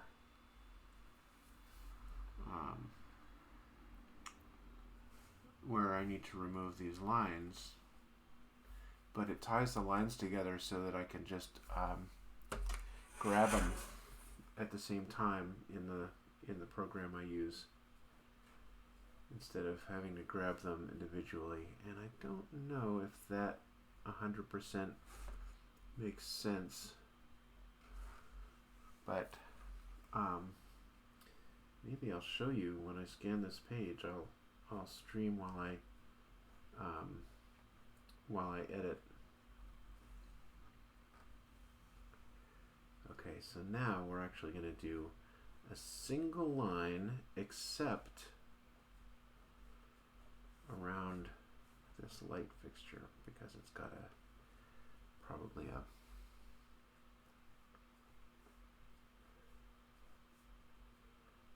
little bezel around it.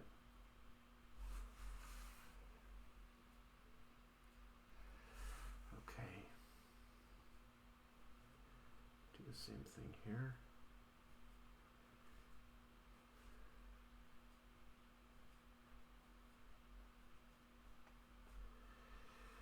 And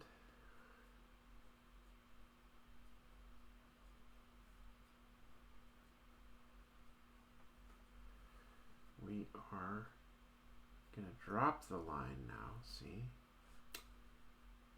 Like that.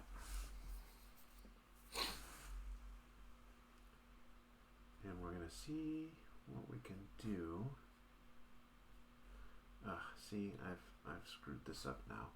1, 2, okay, well. Okay, now I'm getting into...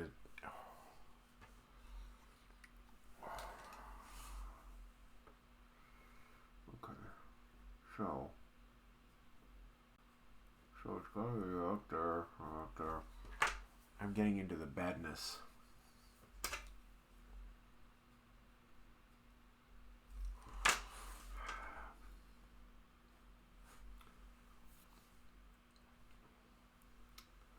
I'm going to have to just really fix this in the computer, and it's got to be lines like there and there.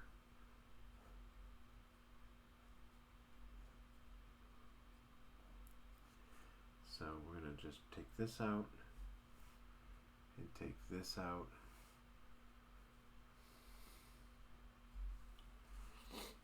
And then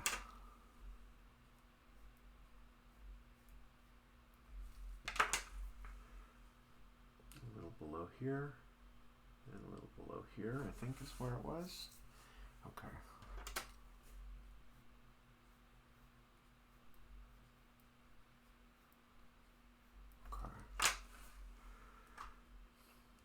We'll get there. We'll fix it. But golly.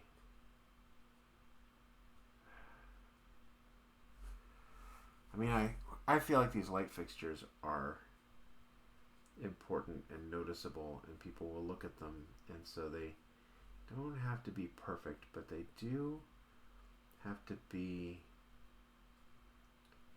plausibly pretty good.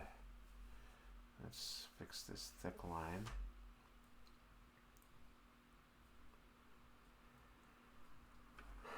And I think instead of dropping the line entirely,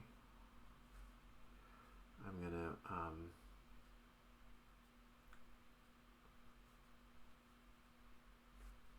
kind of like fade it out like that. It's still we're gonna be fine. It's gonna be a great page, and it's still a good ceiling and everything. Just have a couple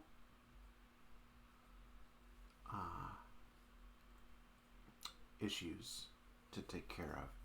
And actually, I'm gonna do a little trick here, which is that with these lines that don't actually get squashed by the perspective, I can make them thicker. You see? Yes.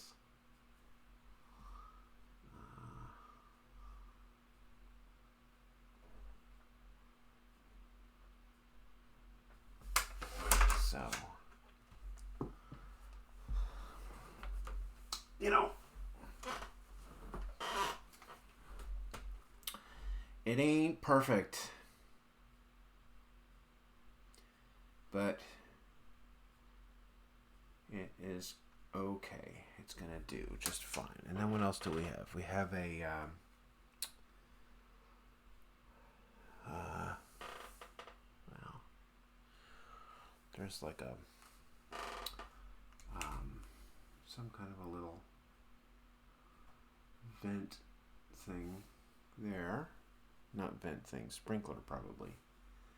And there's a one there. And Oh, I see. Well, also, though, and this is interesting, and I totally forgot, there's a light fixture over here, too, on each of them.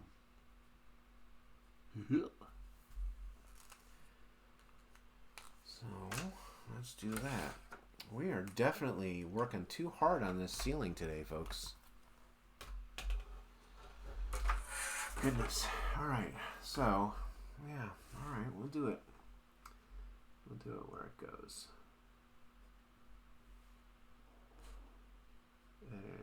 I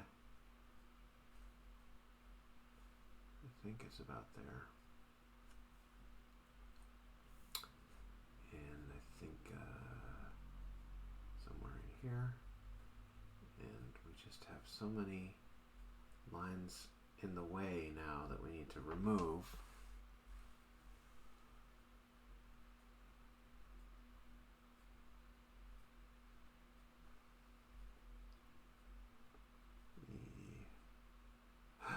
Oh, and I'm doing it in the wrong spot now. Oh, I'm so sad. Oh no. The amazing thing is, though, it is easy to clean up in the computer, and it will look so good once it's done. But we need to just get rid of these ones and yada yada. All right, make sure we're doing the right one here. Yes, yes. And something I'm not showing because although I could, I can't think of an easy way to do it, is that actually these are switched off, and these, you can see there's, 3 columns in each one. Well, each of the 3 columns theoretically can have a fluorescent bulb, and this row here, only the outer 2 actually have the fluorescent bulb, as an energy saving measure. And I believe this is before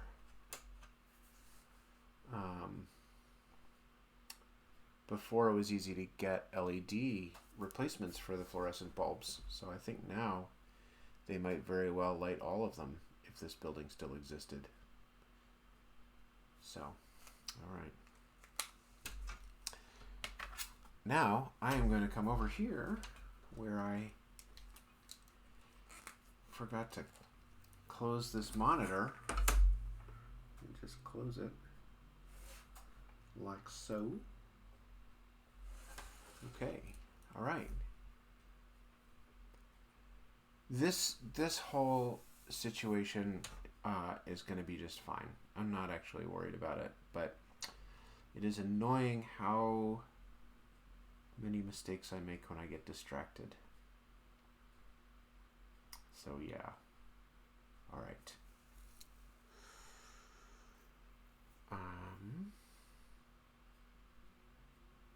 I'm almost ready to close my photo reference, but let's not do that just yet. Let's actually knock out some of these people.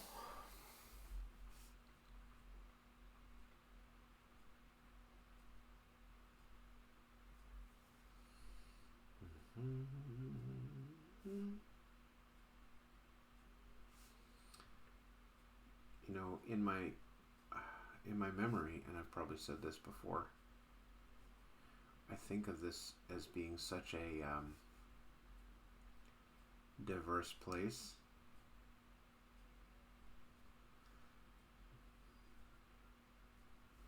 But then I look at the photos and it's so white and so male. So, I don't know.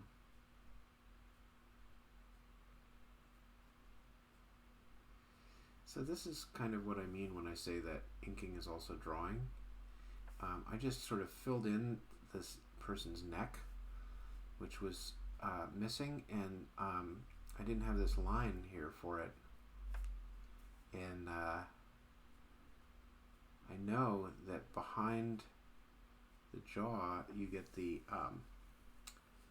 sternomastoid muscle there, and so I was able to just drop that in there because I know what's there. Okay.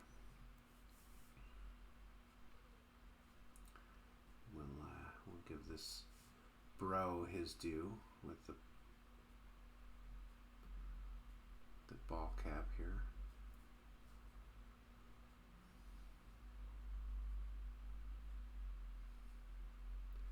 I think there was a little bit of bro culture, but also quite a bit of sort of nerd culture, and definitely some form of hacker culture.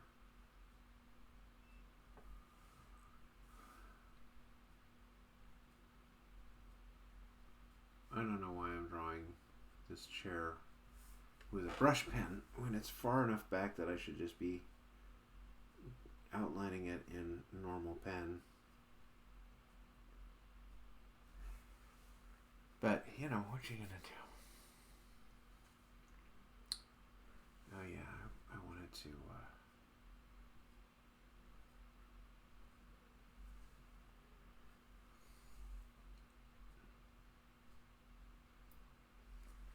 there we go, that's probably okay. Yeah. So we're gonna do a much simpler version of the texture here.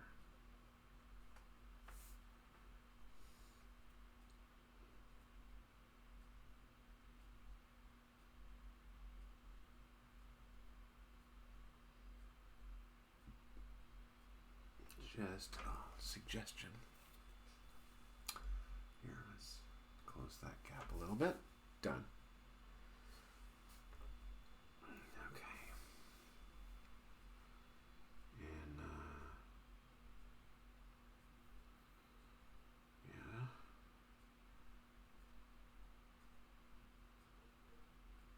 I don't know. All right.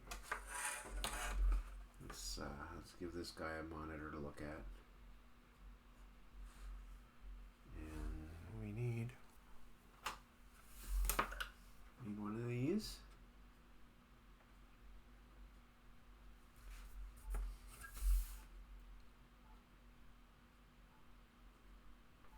There's so much pencil crud all over this page.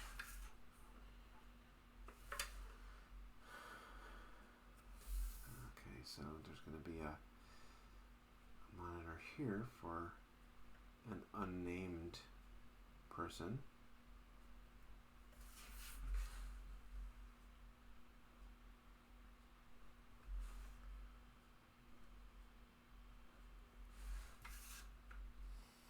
And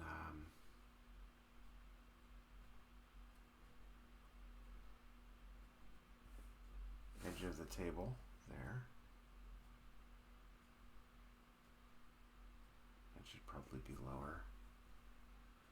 Let's give this guy an iPhone. What do you think? And let's do, you know, maybe I'll also just drop an empty seat here. I want to kind of fade it out because I don't want to have to draw the whole background, you know? So, we're faking it. Plausibility.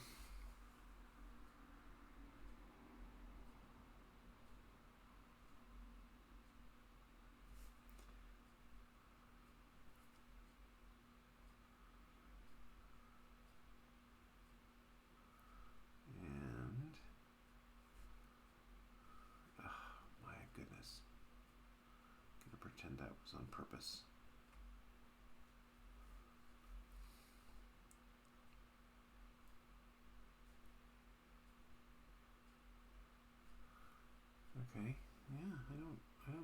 that.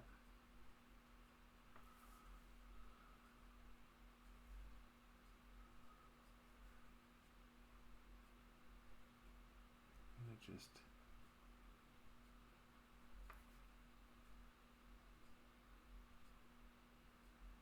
I see.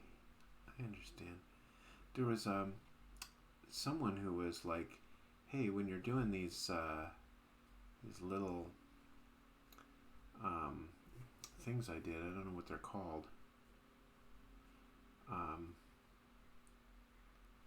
Try doing them this direction by pushing down rather than popping up and letting the brush do the work." And I was always like, okay, interesting, sure, but why? Why does it matter? And I think I just realized the answer, which is that if you do it like this, see? This way, which seems like the natural way to do it, then you're relying on the brush to pop up as fast as you need it to pop up. But if you do it this way, then you're taking control of how fast the brush squishes down. So it is actually better. I hadn't thought about that before.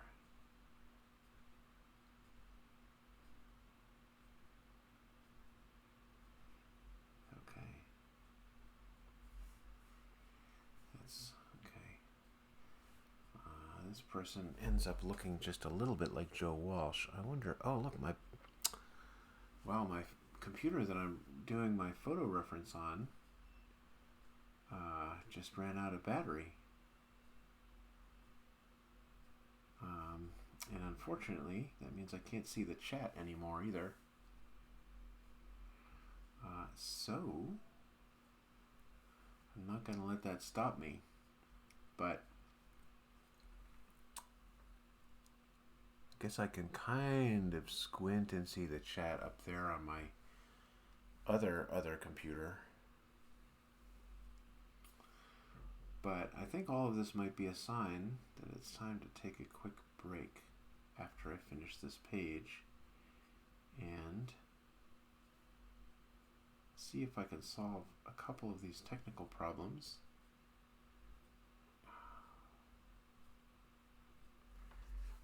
And maybe even sneak a look at my hard drive Areno and see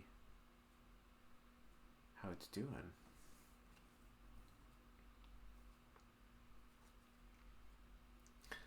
But for now we shall soldier on. Keep the faith, keep drawing. Don't let a few technical bugaboos get in our way, eh, what?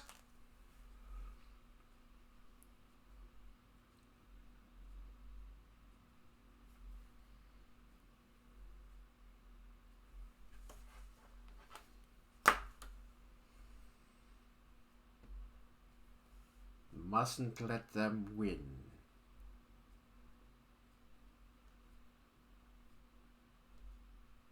Alright. Haha. Fake it till you break it. Right. I feel like this guy's lid needs some depth. Alright. Hey man. This guy's lid needs some depth, man.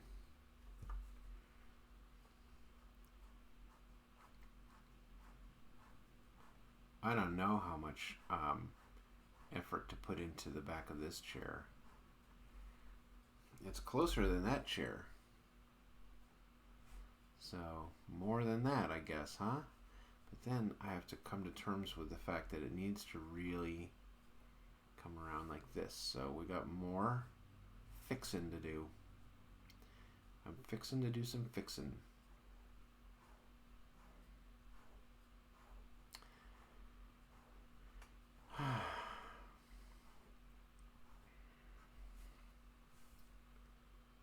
So yeah, fixing. fixing.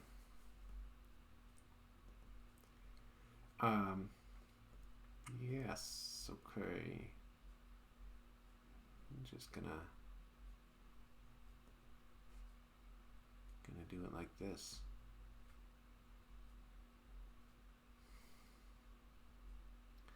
I think that there are many artists out there who focus on getting the page perfect before it even gets scanned in. And my approach instead is to allow the flexibility to rework and rewrite. So, you know, I pencil, right? And then I ink and make some improvements during that stage.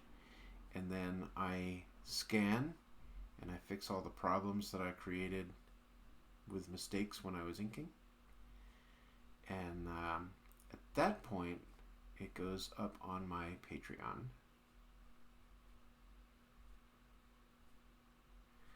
But there's that fourth step that I don't always do, but I'm doing for this book, which is to do some gray shading and then also redraw a few things that I'm not completely happy with.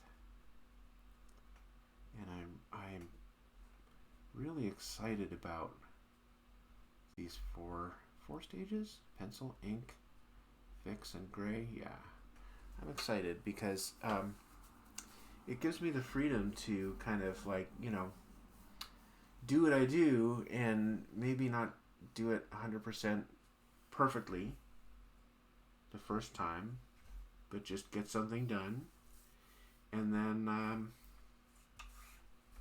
just keep improving it. There we go. Another chair over here.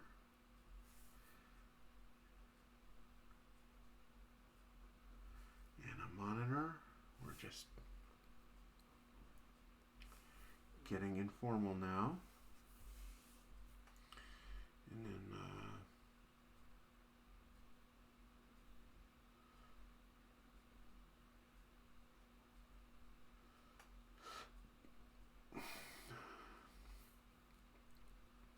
someone over here. Yes. And laptop here. Why am I rushing? Not really rushing.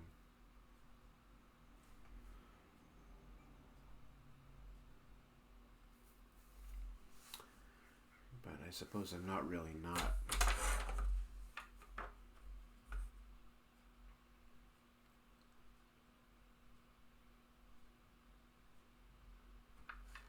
And I suppose there's got to be maybe about here.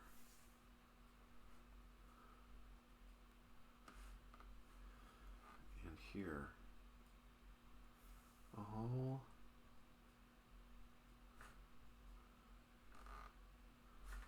let's see, so it has to be down here perhaps, right?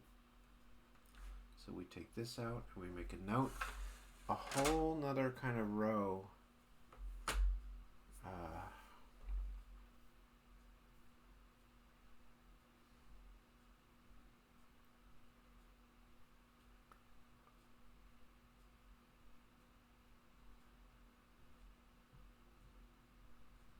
what am I doing here? So this is this. So this has actually got to be up here, right? And then this is this, and then this doesn't exist. Okay, so there's this, and then this doesn't exist also. So this is this, and then that. Okay, so we're creating things a little bit on the fly here, and it doesn't have to be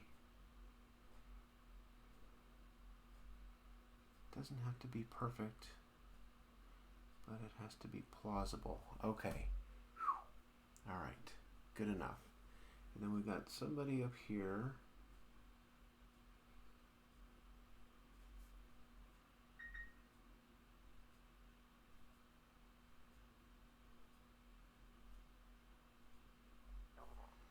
Okay.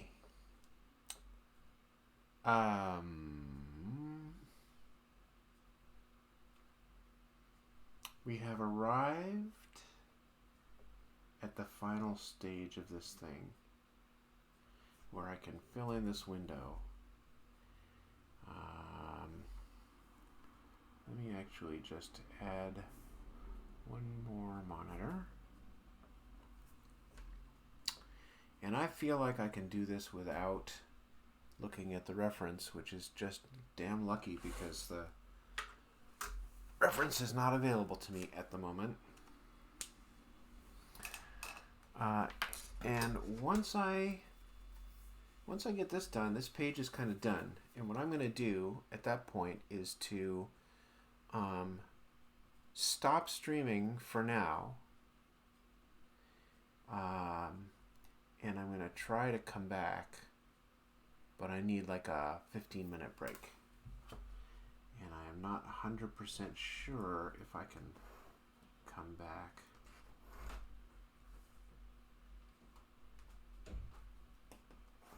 So,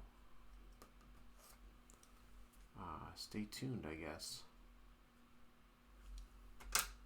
Or, stay tuned for a little while. Wouldn't it be cool if I had a way to let you know? Twitch wants me to let you know by setting up a regular streaming schedule, and I'm not against that in principle, but I also have a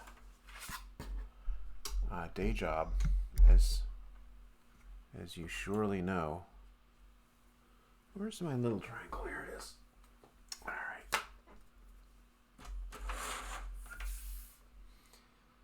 So, all right, here we go. And we're doing the same kind of thing in reverse, where we've got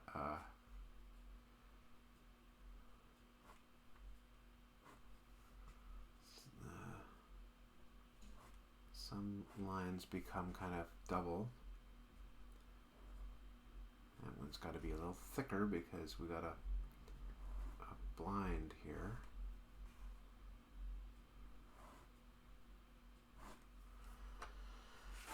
Does this get us there? Yes, it does on this one.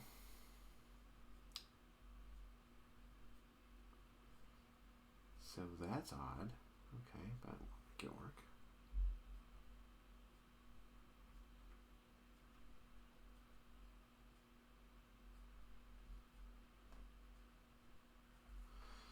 All right.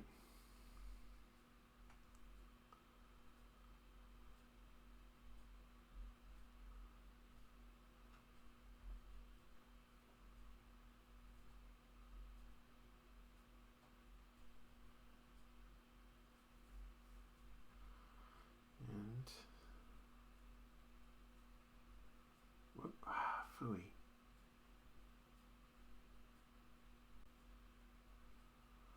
So many things to fix. Take that out. All right. Good. Done.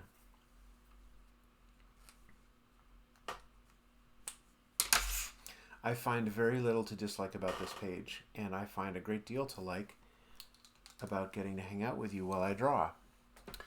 I hope that you have something you're working on to keep yourself interested, because I think it would be kind of boring just to sit and watch somebody else do something, but maybe it's not. Maybe I would watch a similar Twitch stream.